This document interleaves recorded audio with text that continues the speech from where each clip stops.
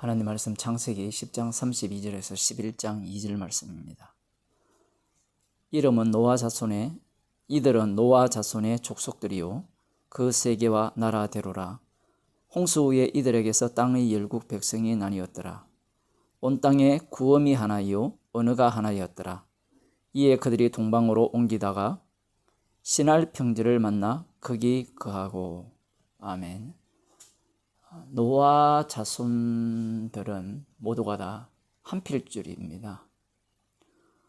노아의 아들들에 의해서 부족들이 갈라져 나갔다, 지금 그렇게 말씀하고 있죠.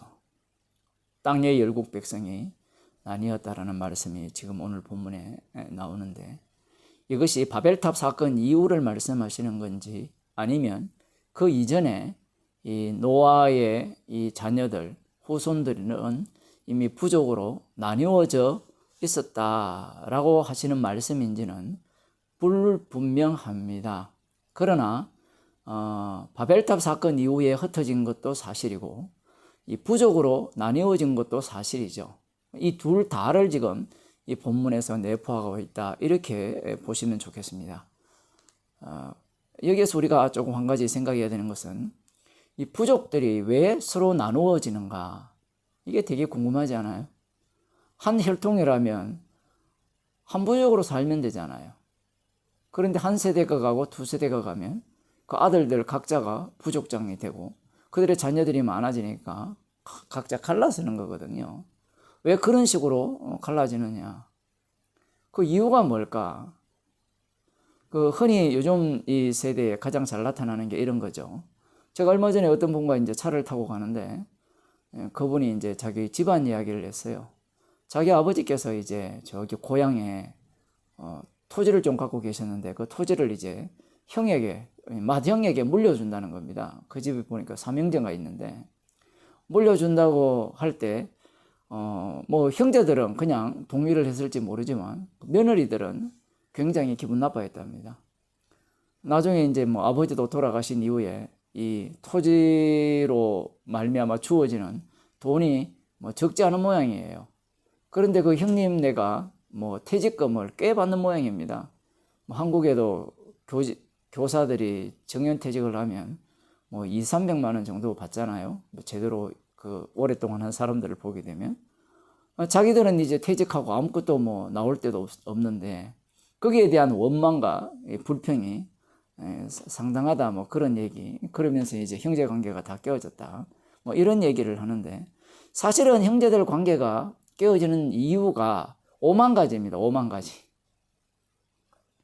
말 조금 잘못해도 깨어지고, 뭐 언제든지 형제 연을 끊을 이 준비 자세가 되어 있어요. 누가? 이 몸에서. 근데 그것이 왜 그러냐, 이 문제입니다. 자기가 신이기 때문에 그래요. 자기가 돛대기 때문에. 그것이 핏줄이라고 할지라도 마찬가지입니다. 그런데 언제 이들이 하나가 되느냐? 언제 이들이 하나가 되느냐라고 할 때 오늘 본문에 보면 온 땅에 구엄이 하나이요 언어가 하나였더라. 이에 그들이 동방으로 옮기다가 시날 평지를 만나 거기 거하고, 이렇게 표현되어 있죠. 구엄이 하나고 언어가 하나다. 달리 말하면 사용하는 언어 있죠. 한국말, 쉽게 말하면 한글에다가 한국말, 이 하나의 언어만 있는 겁니다. 말도 하나의 말만 있고요. 그러니 누구나 다 의사소통이 가능한 거예요. 그러면 방금 목사님, 이 부족들이 다 흩어졌지 않습니까? 말이 하나고 또 언어가 하나이기 때문에 흩어진 게 아니지 않습니까? 라고 이야기할지 모르지만 지금 오늘 이 본문은 그런 차원에서 말씀하시는 게 아니에요. 시날 땅에 누가 산다 했습니까? 누가 살아요? 구스의 아들 니므롯이 살죠. 영웅이 사는 겁니다. 달리 말하면 여기에 보면 시날 평지를 만나 거기 거하고, 이에 그들이 동방으로 옮겨다가 시날 평지를 만나 거기 거하고, 이렇게 표현을 하잖아요. 구엄이 하나요 언어가 하나이기 때문에 시날 평지로 갔다라고 생각할지 모르지만 그렇지 않습니다. 니므롯이라는 이 영웅, 그때 처음 나라가 만들어진다 했잖아요. 그죠? 이 자원에서 모든 사람이 볼 때 저 사람이라면 우리를 지도해주고 인도해주고 우리의 안전을 보장해주고 우리의 행복을 충분히 누리게 해줄 사람이라 생각하는 거예요. 니므롯 입에서 나오는 말, 그 말은 언어로 표현이 되잖아요. 그냥 언어가 하나고 말이 하나이기 때문에 하나가 되는 건 아닙니다. 대한민국만 보더라도 뭐 같은 한국말을 쓰지만 전라도 다르고 경상도 다르고 뭐 당도 다르잖아요. 민주당 다르고 뭐 국민의힘 당인가 뭐 발음도 어렵습니다만 그게 다르고 서로가 다 다르잖아요. 하나가 안 돼요. 하나가 안 되는데 언제 하나가 되느냐, 그게 굉장히 중요합니다. 언제 하나가 될까요? 지금 이들이 언어가 하나고 구음이 하나여서 신할평지로 모였다고 했을 때 그 언어 안에 담기는 것, 말 안에 담기는 내용이 무엇이냐 할 때는 이 영웅을 통한 어떤 세계 건설이에요. 누구를 대적할 수 있는 나라를 만들겠다는 겁니까? 여호와 하나님을 대적할 수 있는 나라를 만들겠다는 게 이들의 목표라는 겁니다. 목적이라는 거예요. 평소에는 이들은 하나가 안 돼요. 예수님을 십자가에 못 박을 때 이 헤롯과 빌라도가 평소에는 서로가 원수관계예요.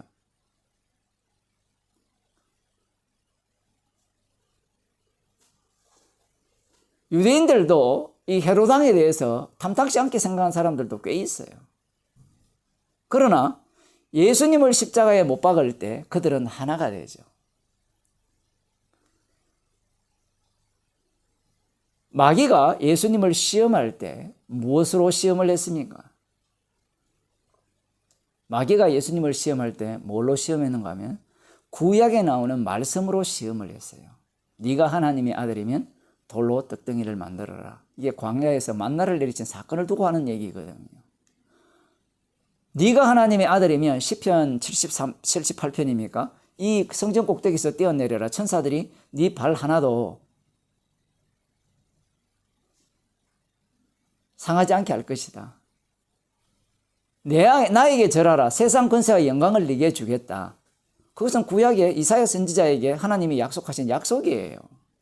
하나님의 아들이 누굽니까? 이스라엘이잖아요. 그들에게 하신 약속이거든요. 그런 것들을 받아야 네가 하나님의 아들답다라는 거예요. 악마가 뭘 갖고 왔어요? 언어라는 그 당시에 아람어가 될 수도 있고 코인의 헬라어가 될 수 있는데 그런 언어 속에 뭘 담아왔어요? 하나님 말씀을 담아왔죠. 그 말씀을 담아와서 예수님을 시험하는 겁니다. 달리 말하면 예수님을 대적하는 대적자들은 무엇을 담고 있는가 하면 언어도 하나고 구음도 하나다. 달리 말하면 그 언어와 구음의 내용이 무엇이냐라고 할 때는 코인의 헬라어도 아니고 아람어도 아니에요. 하나님의 말씀입니다. 율법이에요. 그것을 그들이 담았던 거예요. 그래서 그들은 율법 중심으로 하나가 되는 겁니다. 하나가 되어서 예수님을 십자가에 못 박아 죽인 겁니다. 인간들의 그 본성은 이런 식으로 이 땅에 표출되는 거예요. 참으로 놀랍지 않습니까? 하나님의 말씀을 그 언어와 말을 통하여서 그 말씀을 장악한 자들이 그 말씀을 이렇게 소유한 자들이 누군가 하면 바리새인과 서기관들이거든요. 그들에 의해서 예수님이 살해당하는 겁니다. 오늘 어떤 분이 이런 질문을 했어요. 마태복음 5장을 말씀하셨는데 내가 너희에게 이르노니 너희 의가 서기관과 바리새인보다 더 낫지 못하면 결코 천국에 들어가지 못하리라. 그 마태복음 5장 20절에 나오는 말씀이거든요. 이 말씀으로 인하여서 많은 사람들이, 한국 교인들이 바리새인과 서기관보다 더 나은 의를 행하려고 노력한다. 이렇게 얘기를 해요. 그런데 그렇게 해석하는 수준은 딱 유대교입니다. 유대인들이 그렇게 해석을 했거든요. 아니 목사님 이 말씀은 예수님 말씀이고 유대인들은 구약 말씀 아닙니까? 구약의 율법 아닙니까? 그게 아니고 구약의 율법 자체가 누구의 말씀이에요? 예수님이 주신 말씀이거든요. 예수님이 주신 말씀이에요. 이 본문도 마찬가지예요. 그런데 이 본문을 해석을 할 때 육에 속했기 때문에 성령을 받지 못했기 때문에 어떻게 해석하느냐라고 하면 우리의 의가 바리새인과 서기관보다 더 나아야 된다라고 해석을 하는 거예요. 예수님의 이 말씀은 십자가 피로 주어지는 의를 말씀하시는 거거든요. 동시에 이 말씀을 하심으로 말미암아 이들의 서기관과 바리새인들의 의는 이 세상에 나오는 모든 인간들의 최고 경지의 의입니다. 예수님도 그걸 인정하시는 거예요. 사도 바울이 빌립보서 3장에서 그런 말을 하죠. 내가 예수님을 알기 전에는 율법의 의로는 흠이 없는 자였다라고 이야기를 하는 거예요. 율법의 의로는 흠이 없다라고 했으니까 그 예수님 앞에 온 부자 청년입니까? 계명을 지키라, 십계명을 지키라 하니까 어릴 때부터 다 지켰다라고 하잖아요. 그들의 의라는 것은 이 세상 어떤 사람과 비교해도 뒤떨어지지 않는 완벽한 의예요. 그런데 그 의를 소유한 자들이 예수님을 죽였습니다. 그들은 그 의를 뭘로 소유했어요? 하나님의 말씀으로 의를 소유한 거예요. 그 말씀을 지켜낸 거예요. 5장 48절에 보면 그러므로 하늘에 계신 너희 아버지의 온전하신 같이 너희도 온전하라.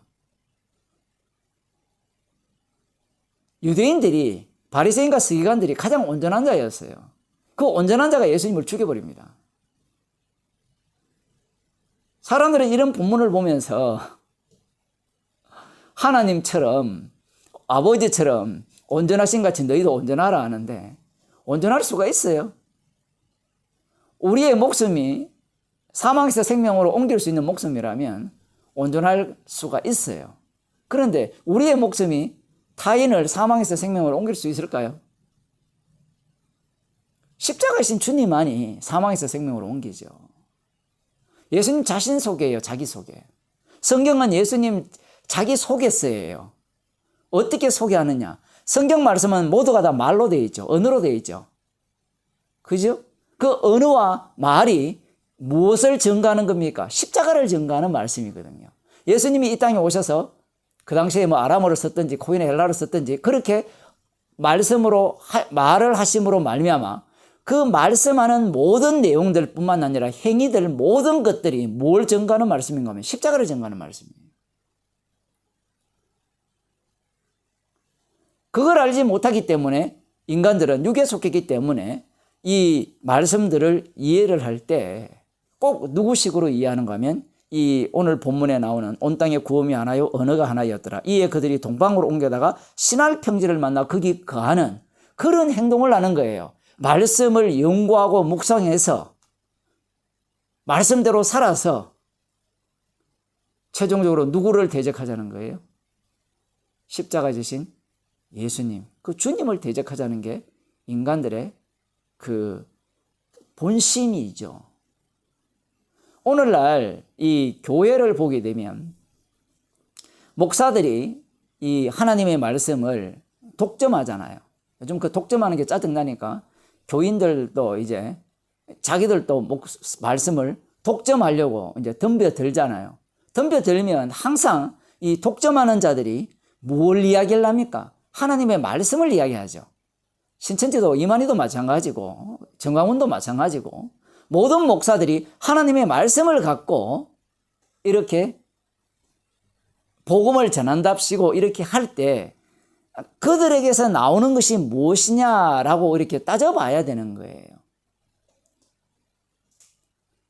니무롯 같은 마음을 갖고 있는 거예요. 자기 자신을 어떻게 영웅화시키는 겁니다. 이건 이제 좀 다르죠. 니무롯과 라멕의 차이점을 제가 말씀드렸잖아요.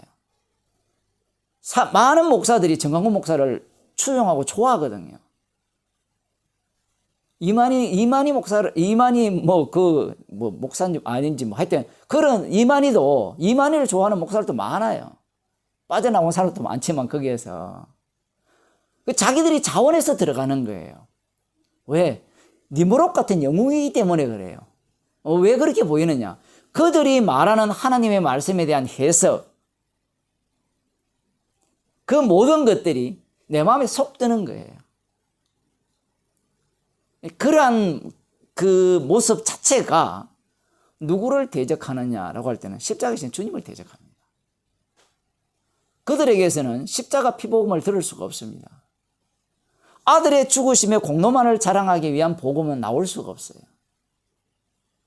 그러면 그들에게서 뭐가 나옵니까? 니무롯 같은 힘이 나오는 거예요.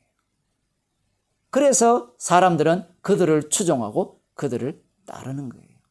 악마가 예수님을 시험하는 그 내용들, 네가 하나님의 아들이면 돌로 떡덩이 만들고, 네가 하나님의 아들이면 기적을 행하고, 네가 하나님의 아들이면 세상 권세와 영광을 가져야 되지 않느냐, 그걸 꿈꾸기 때문에 그들을 영웅으로 따르고 추종하는 겁니다. 비단 그들뿐만 아니죠. 각자 다니는 교회 목사들도 다 그렇게 사람들이 생각하는 거예요. 야, 우리 교회 목사님 진짜 복음 잘 전한다, 진짜 십자가 전한다. 그래서 니무롯 같은 영웅으로 세우려고 하는 거예요. 그 목적이 뭐예요? 주님의 죽으심의 희생을 헛되게 하는 거예요. 그렇게 해버리면. 기도하겠습니다. 하나님 아버지, 구음이 하나요, 언어가 하나인 세상, 하나님의 말씀으로 하나로 만들고 하나님의 말씀을 내뱉는 것으로 하나로 뭉쳐서 힘을 더 갖게 하고 나의 존재 가치를 더 돋보이게 하면서 나의 행복을 최대한 크게 해보려는 그러한 욕망들이 말씀을 통해서 나온다는 사실을 저희들에게 알려주심을 감사드립니다. 십자가의 영을 받지 못하고 성령의 인도하심이 없다면 십자가의 원수로 행할 수밖에 없다는 사실을 저희들에게 알려주심을 감사드립니다. 날마다 십자가의 피 공로만을 자랑하며 살 수 있는 주의 백성이 되게 하옵소서. 예수님 이름으로 기도드리옵나이다. 아멘.